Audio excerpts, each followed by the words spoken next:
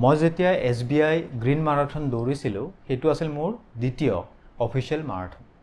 তাৰ আগতে মই প্ৰথমটো মাৰাথন 21 কিলোমিটাৰ হাফ মাৰাথন দৌৰিবলৈ মোক সময় লাগিছিলে 1 ঘণ্টা 53 মিনিট 1:53 টাইমিং। আৰু এই দ্বিতীয় হাফ মাৰাথনটো দৌৰিবলৈ মোক যি সময় লাগিছিল সেয়া আছিল মোৰ তেতিয়ালৈকে পাৰ্চনেল বেষ্ট। মোক সময় লাগিছিল 1:35 1 ঘণ্টা 35 মিনিট।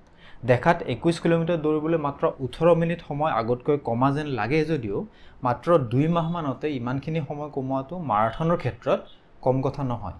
এইটো এটা সাংঘাতিক ডাঙৰ কথা দৌৰাবিলাকৰ কাৰণে। 5 মিনিট সময় কমাবলৈ কেতিয়াবা কেইবা মাহৰ ট্ৰেইনিং আমি কৰিবলগীয়া হয় আৰু তাৰপিছতো সময় নকমেহে নকমে। ইমান সময় যে মই কমাব পাৰিলোঁ আৰু মোৰ পাৰ্চনেল বেষ্ট 1:35 হ'ল 21 কিলোমিটাৰৰ ক্ষেত্ৰত, ইমান কম সময়ত দৌৰি শেষ কৰিব পাৰিলোঁ, তাৰ একমাত্ৰ কাৰণ কিন্তু ট্ৰেইনিং নহয়।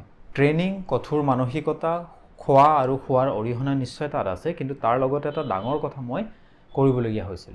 সেয়া হ'ল মই গোটেই 21 কিলোমিটাৰ দৌৰতে সম্পূৰ্ণৰূপে তাত প্ৰেজেণ্ট বা উপস্থিত থাকিবলগীয়া হৈছিল। যদি মই অলপ সময়ো মনটো ইফাল সিফাল যাবলৈ দিলোঁহেঁতেন বা ফ'কাছ যদি অলপ সময়ৰ কাৰণেও হেৰুৱালোহেঁতেন, তেতিয়াহ'লে এই সময়ত কমপ্লিট কৰাটো মোৰ কাৰণে সম্ভৱ কিন্তু নহ'লহেঁতেন। কাৰণ 1:35 এই সময়ত কমপ্লিট কৰিবলৈ মই 4:30 পেচত গোটেই সময়ছোৱা ধৰি ৰাখিবলগীয়া হৈছিল। অলপ সময়ৰ কাৰণে এইটো পেচত দৌৰাটো ডাঙৰ কথা নহয়, বহুতে পাৰিব, কিন্তু গোটেই 21 কিলোমিটাৰৰ কাৰণে এইটো পেচ ধৰি ৰখাটো বহুত ডাঙৰ কথা। কাৰণ আমাৰ ভাগৰ লাগে, ভৰি হাত বিষায়, বিৰক্তি লাগে, মনটোৱে নানা ধৰণৰ কথা কয়, আৰু গতিকে সেই একেটা পেচ ইমান সময়ৰ কাৰণে আৰু ইমান দূৰত্বৰ কাৰণে ধৰি ৰখাটো বহুত ডাঙৰ কথা। তাৰ কাৰণে আপোনাক সম্পূৰ্ণ ফ'কাছ লাগিব। ফ'কাছ নহ'লে এয়া কৰাটো কাৰো কাৰণে সম্ভৱ নহয়। আপোনাৰ অফিচতো একেটাই কথা হয়। আপুনি যদি ভালদৰে মন কৰে তেতিয়াহ'লে চাবচোন আপোনাৰ কোনজন বছক বেছি ভাল লাগে। কোনজন বছ আপোনাৰ কাৰণে সাংঘাতিক ভাল লিডাৰ। সেইজন নেকি যাৰ টেকনিকেল নলেজ খুব ভাল, বা যাৰ কমিউনিকেশ্যন স্কিল খুব ভাল, বা যাৰ নম্বৰ বা ফাইনেন্সিয়েল স্কিল আনতকৈ বেছি ভাল। মই বিভিন্ন ধৰণৰ মেনেজাৰক বিভিন্ন সময়ত লগ পাওঁ আৰু তেওঁলোকৰ লগত কথা পাতোঁতে এই কথাটো বুজি পাইছোঁ যে এই স্কিলবিলাক বা গুণবিলাকৰ এটাইও এজন মেনেজাৰক বা লিডাৰক খুব ভাল বা মহান কৰি তুলিব নোৱাৰে। বেছিভাগ মেনেজাৰে ভাবে যে তেওঁলোক একোজন খুব ভাল বা সাংঘাতিক লিডাৰ এইকাৰণেহে কাৰণ তেওঁলোকে আনৰ কথা শুনে। তেওঁলোকে আনক যে দেখিছে, মন কৰিছে সেয়া প্ৰকাশ কৰে। তেওঁলোকে তলৰ মানুহখিনিক যে গুৰুত্ব আছে এই কথাটো স্পষ্টভাৱে প্ৰকাশ কৰে। আৰু এই কথাটো এটা স্কিল নহয়, এইটো বহুত টান কাম, আৰু লিডাৰশ্বিপৰ সম্ভৱতঃ আৰু বেছি টান। এই কথাটো ক'তো কিন্তু শিকোৱা নহয়, কিন্তু ই বহুত জৰুৰী। অফিচৰ লগতে জীৱনতো তেনেধৰণৰ বৰ্তমান সময়ত প্ৰেজেণ্ট থকাটো বা উপস্থিত থকাটো বৰ জৰুৰী, কাৰণ তেতিয়াহে আপুনি আনৰ কথা শুনিব পাৰে, আনৰ কথা মন কৰিব পাৰে, আৰু বৰ্তমান সময়ত যি হৈ আছে সম্পূৰ্ণৰূপে সেয়া গম পাব পাৰে। আৰু এই উপস্থিত থকা বা প্ৰেজেন্সৰ কথাটো ক'তো শিকোৱা নহয়, কিন্তু সেইটো আপোনাক অফিচতো লাগে আৰু ঘৰতো তাৰ প্ৰয়োজন হয়। আপুনি সম্ভৱতঃ এনেধৰণৰ অভিজ্ঞতা নিজৰ জীৱনত পাই আহিছে। আপুনি যেতিয়া কথা কৈ থাকে তেতিয়া আন মানুহে শুনা যেন কৰে, কিন্তু আচলতে নুশুনে। সেয়া অভিভাৱক হওক, শিক্ষক হওক, বা বছেই হওক, বা আন যিকোনো মানুহৰ ক্ষেত্ৰতে এনেকুৱা হ'ব পাৰে। আৰু যদি আপুনি তেনেকুৱা অভিজ্ঞতা লাভ কৰিছে তেতিয়াহ'লে আপুনি জানে যে যদি আনে আপোনাৰ কথা ভালদৰে শুনা নাই যেন লাগে তেতিয়া আপোনাৰ কেনে অনুভৱ হয়, নহয় জানো? তেতিয়াহ'লে আপুনি কি কৰিব? তাৰ কাৰণে এটা ফ্ৰেমৱৰ্ক আছে, আৰু এইটো শিকি ল'লে আপোনাৰ অফিচ আৰু ঘৰ সকলো ঠাইতে আপোনাৰ কিন্তু বহুত সুবিধা হ'ব। এই যিটো সমস্যা ইয়াক মই কওঁ প্ৰেজেন্স প্ৰব্লেম বুলি, আৰু ইয়াৰ 3টা লেয়াৰ থাকে। প্ৰথমটো লেয়াৰ শাৰীৰিকভাৱে উপস্থিত থকাটো। এইটো আপুনি এনেও বুজি পায়। আপুনি আচলতে প্ৰকৃততে তাত উপস্থিত আছেনে সেই সময়ত? যেতিয়া কাৰোবাৰ লগত কিবা মিটিং চলি আছে বা কোনোবাই কথা কৈ আছে, আপোনাৰ লগত কথা পাতি আছে, তেতিয়া আপুনি ফোনটো চাই আছে নেকি? বা যদি অফিচৰ কিবা মিটিং হৈ আছে তাত বহি আপুনি ইমেইল কৰি আছে নেকি?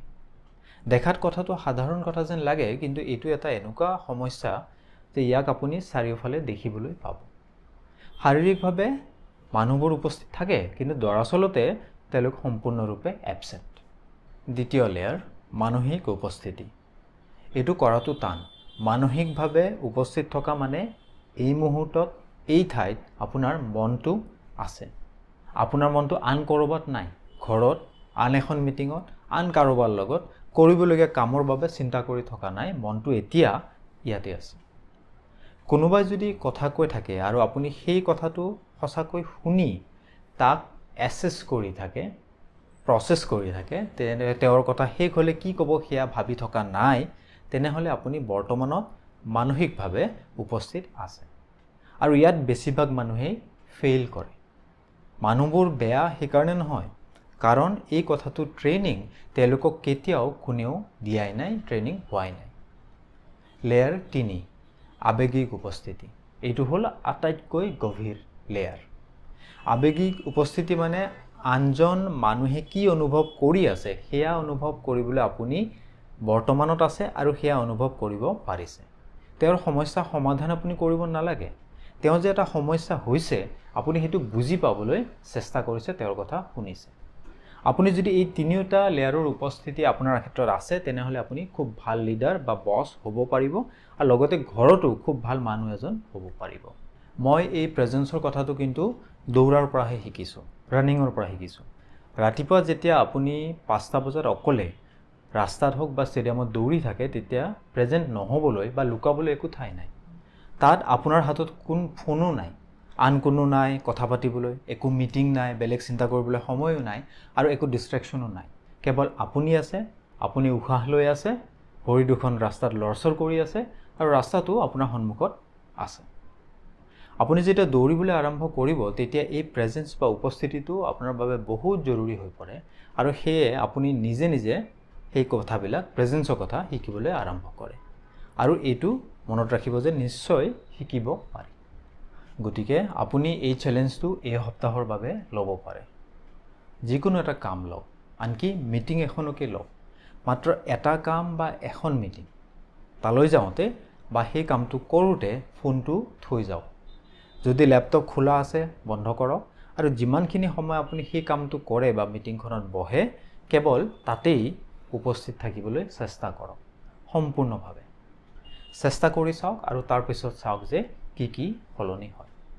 আপোনাৰ জীৱনত কোনোবা আছেনে যি সঁচাকৈ আপোনাৰ কথা শুনে? তেওঁলোক কেনেকুৱা মানুহ আৰু আপোনাৰ বাবে কেনেকুৱা লিডাৰ?